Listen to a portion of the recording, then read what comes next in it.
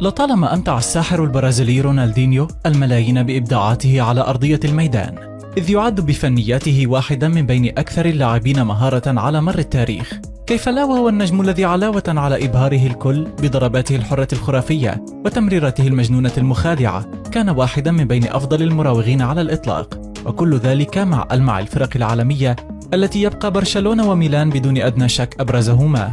صاحب الكرة الذهبية سنة 2005 حصد بطبيعة الحال أموالا طائلة خلال مسيرته المظفرة بالألقاب، وكان من المفترض أن يعيش حياة الرفاهية المطلقة بعد اعتزاله الساحرة المستديرة سنة 2018.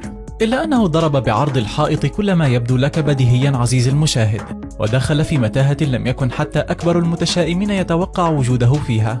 فما الذي يجري مع الأسطورة صاحب الابتسامة الدائمة؟ وكيف حول حياته لجحيم وأصبح مهددا بالسجن؟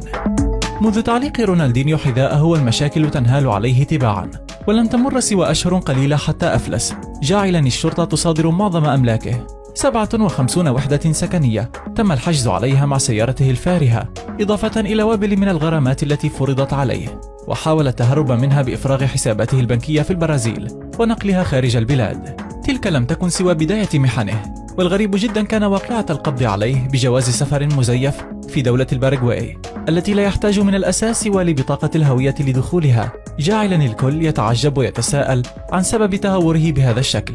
أزماته توالت بعد ذلك، وفي كل مرة كان ساحر السيليساو يجد نفسه في وضعية لا تليق أبدا بسمعته وباللوحات الفنية الراقية التي كان يرسمها على العشب الأخضر وأمام عشرات الآلاف.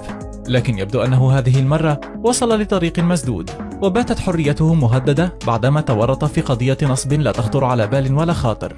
الأمر يتعلق تحديدا بعملة للبيتكوين تحمل اسم 18K رونالدينيو، إذ تم عرضها على أساس أنها ستدر يوميا 2% من الأرباح لكل من يستثمرون $30 على الأقل في عملته هذه، غير أن كل ذلك كان مجرد وهم من الخيال ووعد كاذب. القيمة المالية لعملية التحايل هذه فاقت حسب صحيفة سبورت 56 مليون يورو، واللاعب بات الآن ملزما بحضور المحكمة بعدما غاب عن الجلستين السابقتين، وفي حال عدم حضوره سيتم وضعه إجباريا تحت الحراسة النظرية. دفاع الدولي البرازيلي السابق ينفي في المقابل كل ما تم نسبه إليه، موضحا أن اسمه تم استغلاله من قبل الشركة التي تداولت تلك العملة دون إذنه، وأنه لا علاقة له بكل هذه القضية. ومع الوقائع الدرامية والنكبات المتكررة لبطل مونديال 2002 يختلط لكل المتابعين الشك باليقين في قضيته هذه، كما ينتاب الجميع حسرة كبيرة على ما وصل إليه، وهو الذي يعد أسطورة فريدة من نوعها، بل ومن بين الأعظم في تاريخ الساحرة المستديرة.